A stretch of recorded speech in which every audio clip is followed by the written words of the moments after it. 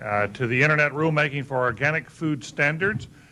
Amy Little was unable to be with us today because of a family emergency. Kathleen Merrigan is here. Thank you. In 1996, a small staff working in the bowels of the bureaucracy looked out over the horizon and recognized that there was likely to be a huge public outpouring of comments when the Department of Agriculture published the first ever national standards for organic foods. A bold plan evolved.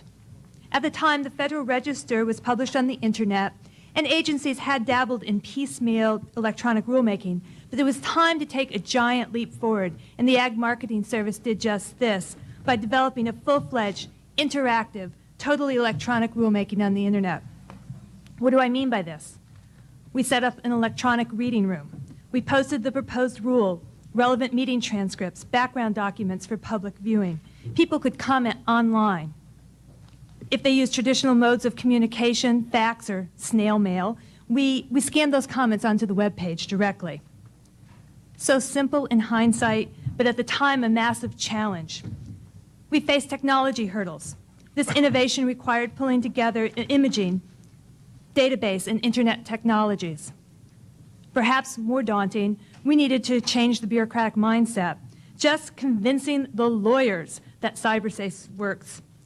I don't mean to make fun of lawyers. You have to do it in Washington. But I also remember myself the first time I put my credit card number on the Internet. It takes a leap of faith.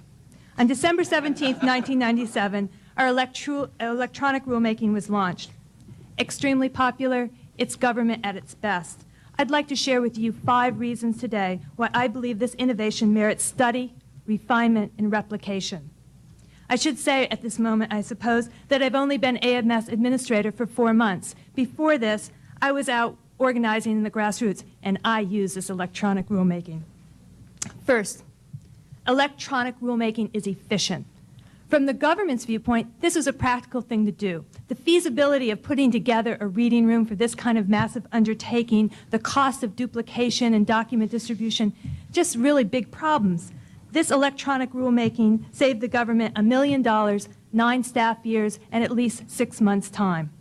Reason 2, electronic rulemaking is transparent. I don't know how many of you have gone through the process of tracking a public document. I have in my various jobs. Usually you go to this little room and it's either filled with high-paid lobbyists or no-paid interns.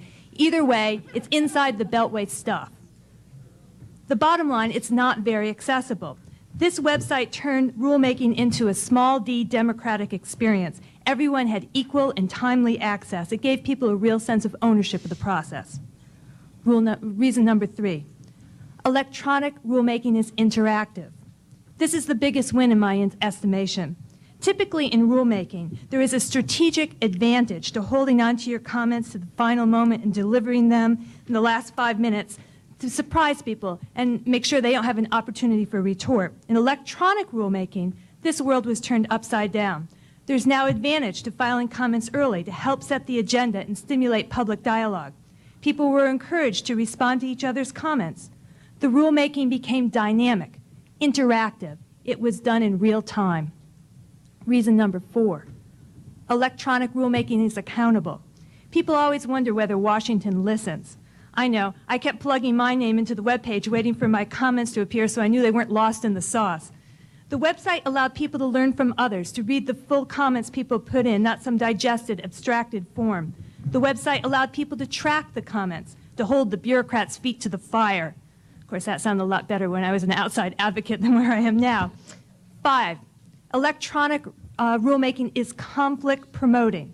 Now, this may not be especially obvious, especially in this consensus dialogue age, but conflict is healthy.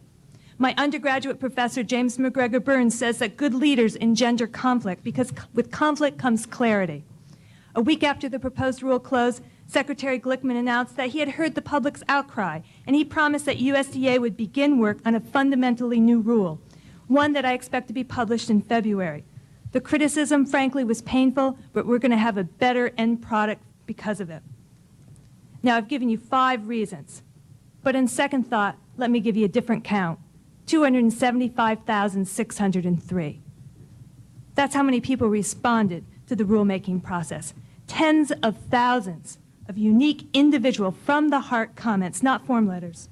It was the largest public response in USDA history and one of the largest in the history of federal rulemaking. In December of 1998, we did it again, publishing a small organic paper on the Internet.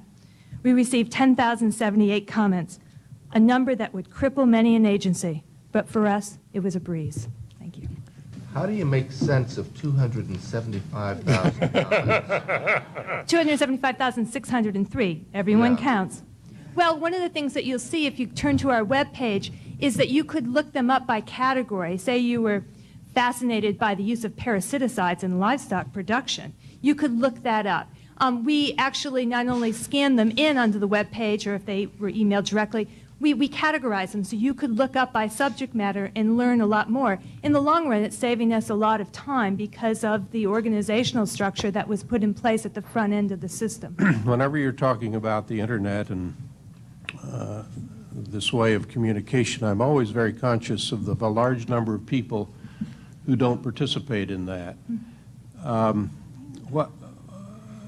How do you deal with that? I mean, My mom wouldn't know if the Internet hit her over the head.